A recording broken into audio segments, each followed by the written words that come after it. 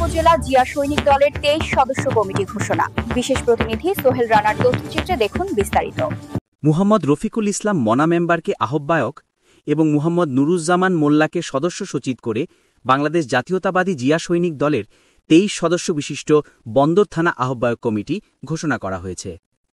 শনিবার 11 অক্টোবর দুপুরে নারায়ণগঞ্জের সিদ্ধিরগঞ্জের মাদানীনগর এলাকাস্থ জেলা জিয়া সৈনিক দলের কার্যালয় এ কমিটির অনুমোদন দেয়া হয়। নারায়ণগঞ্জ জেলা জাতীয়তাবাদী জিয়া সৈনিক দলের আহ্বায়ক সুমন মুন্সির সভাপতিত্বে এবং সদস্য সচিব মুহাম্মদ শফিকুল ইসলামের সার্বিক তত্ত্বাবধানে ও যুগ্ম আহ্বায়ক আসাদুজ্জামান মিন্টু প্রধানের সঞ্চালনায় উক্ত অনুষ্ঠানে উপস্থিত ছিলেন নারায়ণগঞ্জ মহানগর জিয়া সৈনিক দলের সাংগঠনিক সম্পাদক জাকির হোসেন, সিদ্ধিরগঞ্জ থানা জিয়া সৈনিক দলের সভাপতি মুহাম্মদ মনির হোসেন, সহসভাপতি সিরাজুল ইসলাম, সাংগঠনিক সম্পাদক ফেরদৌস বিজয়, নাসিক 1 নং ওয়ার্ড জিয়া সৈনিক দলের সভাপতি ওমর ফারুক বা জয় ও জিয়া সৈনিক দলের নেতা ফরহাদ সহ প্রমুখ। এ সময় নারায়ণগঞ্জ জেলা জাতীয়তাবাদী জিয়া সৈনিক দলের আহ্বায়ক মুহাম্মদ সুমন মুন্সি নেতাকর্মীদের উদ্দেশ্যে বলেন, আমরা সন্ত্রাস, চাঁদাবাজ, মাদক এবং কিশোর গ্যাংকে না বলবো এবং এসবের বিরুদ্ধে কাজ করব।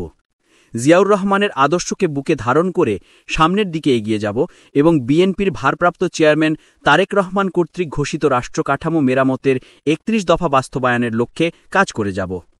আগামী জাতীয় সংসদ নির্বাচনে ধানের শীষকে বিজয়ী করতে সকলে ঐক্যবদ্ধভাবে কাজ করব। ওয়ার্ডের নেতৃবৃন্দ এবং সাংবাদিক ভাইয়েরা এবং অন্যান্য অতিথিবৃন্দ যাতে জিয়া পরিবারের সুফল বদলা হোক।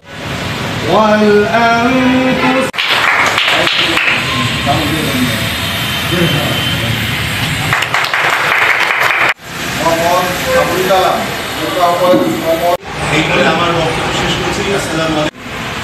বাংলাদেশ জাতীয়তাবাদী জিয়া সৈনিক দলের পক্ষ থেকে আমরা একটু কথা বলি। আপনারা সবাই সুন্দরভাবে কাজ করবেন, এই দলের জন্য কাজ করবেন।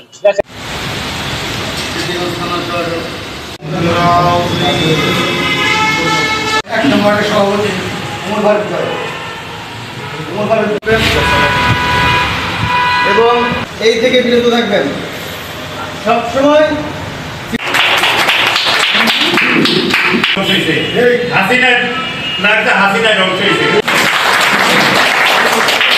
আমরা শক্তি, আমরা বল, আমরা জিয়া সৈনিক দল, এই স্লোগানকে সামনে রেখে তারুণ্যের অহংকার তারেক রহমানের হাতকে শক্তিশালী করে এবং তার রাষ্ট্র কাঠামোর 31 দফা বাস্তবায়নের মাধ্যমে আমরা জিয়া সৈনিক দল দেশ গড়ার লক্ষ্যে তার পাশে থেকে এগিয়ে যাব।